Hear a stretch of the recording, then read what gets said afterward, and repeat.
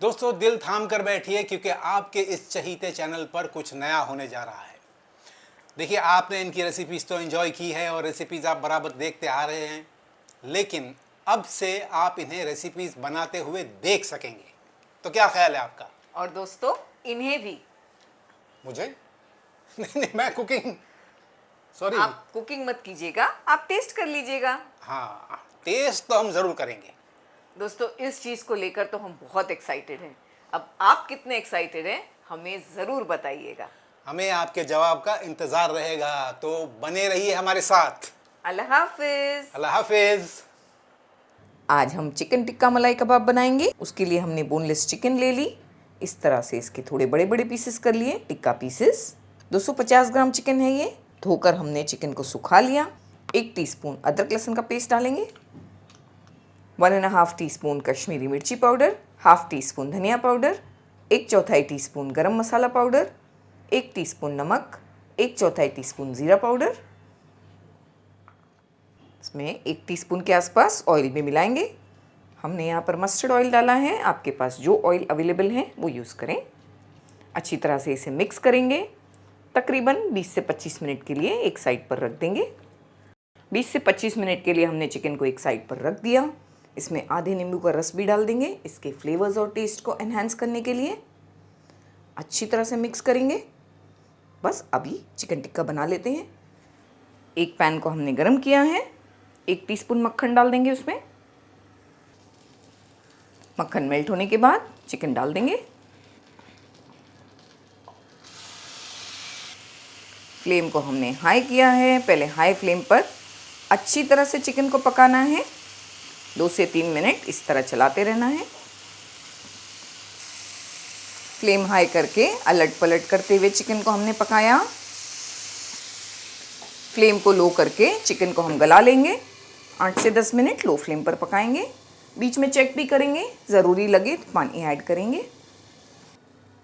तो हमने 8 से 10 मिनट इसे पकाया लो फ्लेम पर। बीच में एक बार चेक किया था, अपने ही जूसेस में चिकन गली है, बिल्कुल भी हमने पानी ऐड नहीं किया है। इन पर इस तरह ब्लैक स्पॉट्स आ जाएं, इस तरह से हमें रोस्ट करना है, बिल्कुल चिकन टिक्का की तरह। और पूरी तरह पानी को सुखाना है। अगर इसमें पानी है तो आप फ्लेम हाई करके ड्राई भी कर सकते हैं पूरी तरह से। फ्लेम को हमें बंद कर लेना है और जब ये ठंडा हो जाएगा इन्हें श्रेड कर लेना है। हमने ये साइज़ के 4 आलू ले लिए, इन्हें बॉईल कर लिया। बॉईल करके ग्रेट करके रेडी रखा है हमने 4 क्यूब चीज़ के लिए हैं, प्रोसेस्ड चीज़ ये साइज़ के। इन्हें भी हमने ग्रेट कर लिया है। वज़न से देखें तो ये 80 to 100 ग्राम्स के आसपास होगी। एक बड़ा बोल लिया हमने जिसमें आलू डाल देंगे जो हमने रेडी रखे हैं बॉईल करके। ग्रेटेड चीज़,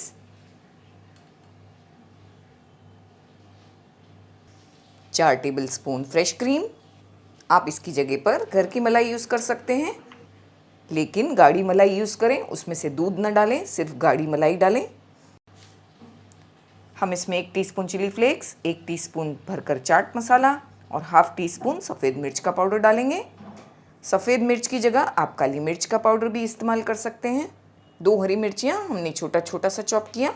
आप तेज़ कम खाते हैं तो इसे अवॉइड करें और अगर ज़्यादा खाते हैं तो और डाल दें। हम इसमें हाफ टी स्पून के आसपास नमक डालेंगे। नमक थोड़ा हमने कम रखा है क्योंकि चाट मसाला में नमक है, चीज़ में नमक है, बाद में टेस्ट करके ऐड किया जा सकता है। इन चीज़ों को हम अच्छी तरह से मिक्स करेंगे। अच्छी तरह से हमने आलू में सारी चीज़ें मिक्स कर ली हैं। चिकन टिक्का के श्रेड्स मिला देंगे, हम ये बाद में डालते हैं और इसे हल्के हाथों से मिलाएंगे ताकि ये जो श्रेड्स हैं ये पूरी तरह से मैश नहीं हो जाए। मलाई कबाब में ये श्रेड्स खाने में अच्छे लगते हैं। तो इस तरह से आप भी पहले सारी चीज़ों को मिक्स करें, बाद में इसमें चिकन टिक्का श्रेड्स डालें।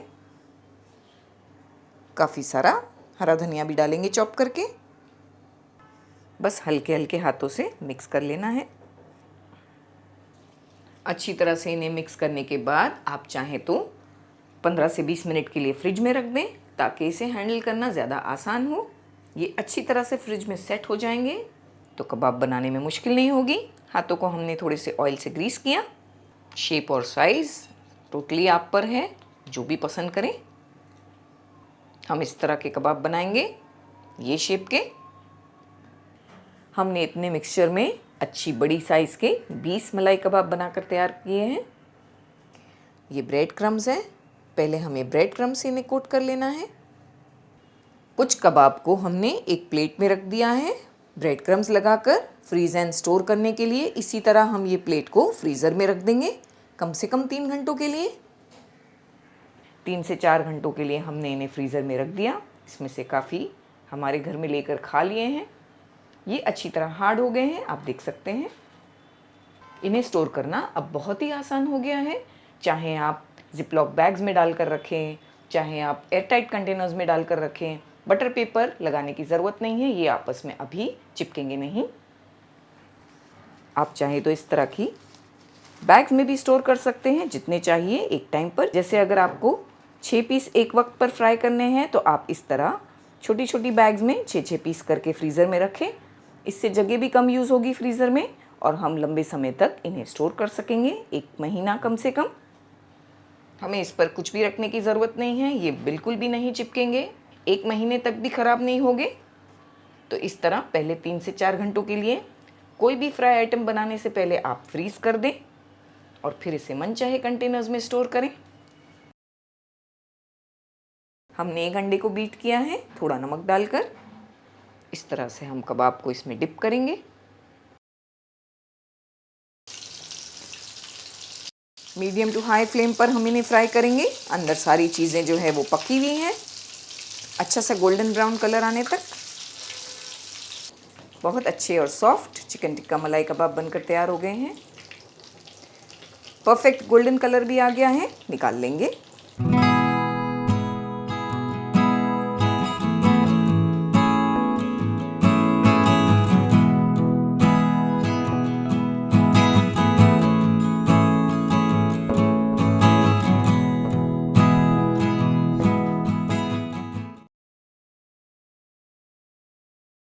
अस्सलाम वालेकुम, welcome to cooking with Benazir. उम्मीद है आप सब खैरियत से होंगे।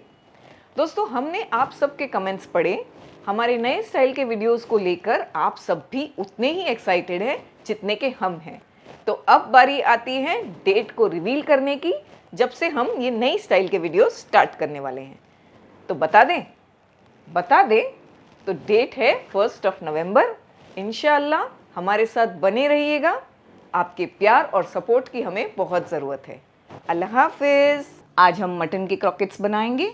बस 250 ग्राम मटन यूज़ करेंगे, उसमें ढेर सारे डिलीशियस मटन क्रॉकेट्स बनाकर रखेंगे। फ्रीज करने का तरीका भी आपको बताएंगे। तो एक बार थोड़ी सी मेहनत करके बना लिया और फ्रीज़र में इसे आप 1 महीने तक रख कर एंजॉय कर सकते हैं। तो यहाँ हमने 250 ग्राम बोनलेस मटन लिया। मटन को वॉश किया और प्रेशर कुकर में 1 टीस्पून अदरक लहसुन का पेस्ट और ½ टीस्पून नमक डालकर बॉईल कर लिया है। 1 कप पानी भी ऐड किया था।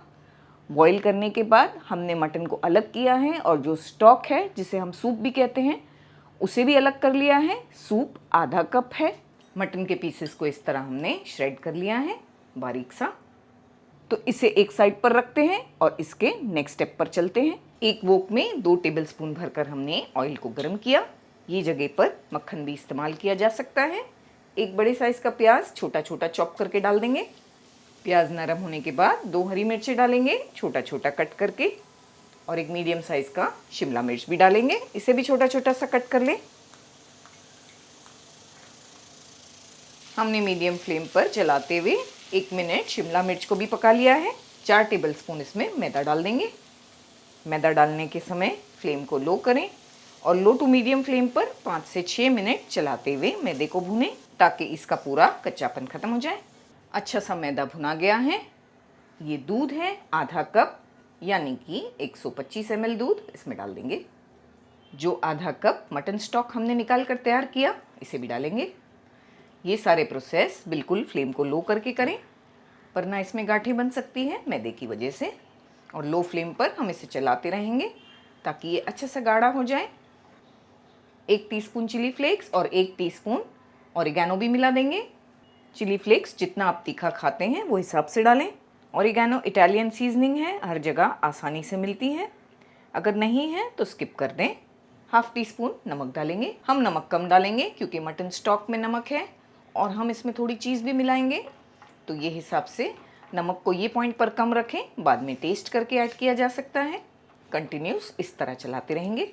3 से 4 मिनट इस तरह चलाते हुए लो फ्लेम पर पकाने से ये बहुत अच्छा गाढ़ा हो गया है। बस ऐसे ही टाइप का चाहिए हमें। फ्लेम को हमने बिल्कुल लो ही रखा है। श्रेड किया हुआ मटन डाल देंगे। मीडियम साइज़ के 2 आलू भी डालेंगे, बॉईल करके ग्रेट कर लिया हमने। आप नहीं डालना चाहते तो आलू को स्किप भी कर सकते हैं। काफ़ी सारा हरा धनिया, इसमें हम फ्रेश कुटी हुई काली मिर्च डालेंगे, टेस्ट अच्छा आता है। हाफ टी स्पून से थोड़ी ज़्यादा मिला देंगे। वैसे तेज़ आप कम खाते हैं तो ये पॉइंट पर काली मिर्च को अवॉइड कर सकते हैं। बस सारी चीज़ों को अच्छी तरह से इस तरह से मिक्स करेंगे, फ्लेम को बिल्कुल लो रखते हुए। इसे अच्छी तरह मिक्स करने के बाद नमक को टेस्ट करना है। अगर आप इसमें चीज़ मिला रहे हैं तो हल्का कम नमक ही रहने दें, और अगर आप चीज़ नहीं मिला रहे तो नमक को बिल्कुल परफेक्ट कर दें, कम लगे तो ऐड कर दें। हम इसमें थोड़ी चीज़ मिलाएंगे, अभी नहीं, क्रॉकेट्स बनाने के टाइम, तो इसीलिए हमने हल्का नमक कम रखना है इसमें। बस ये मिक्स हो चुका है, फ्लेम को बंद करना है, इसे अच्छी तरह से ठंडा होने देना है। मिक्सचर ठंडा होने के बाद हम इसमें तकरीबन 1/3 कप चीज़ मिला देंगे। अब चीज़ की क्वांटिटी आप पर भी डिपेंड होती है, ज़्यादा चाहे ज़्यादा डालें। हमने प्रोसेस यूज़ की है, मोज़रेला भी इस्तेमाल की जा सकती है। मिक्सचर को अच्छी तरह मिक्स करना है। थोड़ा सा हाथों को ग्रीस कर लिया हमने। क्रॉकेट्स का शेप और साइज़ बिल्कुल आप पर डिपेंड होता है, हम बस ये साइज़ के बनाएंगे नॉर्मल। हमने इतने मिक्सचर में 25 क्रॉकेट्स बनाकर तैयार किए हैं। इन्हें इस तरह एक प्लेट में हमने रख दिया है, थोड़ा दूर दूर। इसी तरह इन्हें फ्रीज़र में रख दें कम से कम 3 से 4 घंटों के लिए। ये हार्ड हो जाएंगे, फिर मनचाहे कंटेनर्स में या जिपलॉक बैग्स में इन्हें स्टोर किया जा सकता है 1 महीने तक। सबसे पहले हम क्रॉकेट्स को मैदे से डस्ट करेंगे, फिर इसे अंडे से कोट करेंगे। 1 अंडे को हमने हल्का नमक डालकर बीट किया है। बाद में ब्रेड क्रम्ब से डस्ट करना है। बस इसी तरह सारे क्रॉकेट्स को हम बनाकर तैयार करेंगे। आप चाहें तो इस तरह फ्रीज़ कर सकते हैं क्रम्स लगाकर, या उस तरह कर सकते हैं बगैर क्रम्स लगाए, और टाइम पर फ्राई करने के टाइम आप ये सारी कोटिंग्स कर सकते हैं। तो जैसा आपका मन करे उस तरह से इन्हें स्टोर करें। ऑयल को हमने अच्छी तरह गर्म किया है, सारी चीज़ें पकी हुई हैं, तो हाई फ्लेम पर फ्राई करके निकाल लेंगे। बस 3 से 4 मिनट लगेंगे इन्हें फ्राई करने में। दोस्तों, हम आपसे एक ख़ास बात करना चाहते हैं। आज हमने चैनल मेंबरशिप शुरू की है, तो आप भी अगर ये चैनल मेंबरशिप को ज्वाइन करना चाहते हैं तो नीचे दिए गए ज्वाइन बटन पर क्लिक करें। अब चैनल मेंबर बनने में क्या क्या फ़ायदे हैं, ये सारी डिटेल्स आपको वहीं पर मिलेगी। इंशाल्लाह उम्मीद करती हूँ कि ज़्यादा से ज़्यादा मेंबर्स हमें ज्वाइन करेंगे। जज़ाकल्लाह खैर।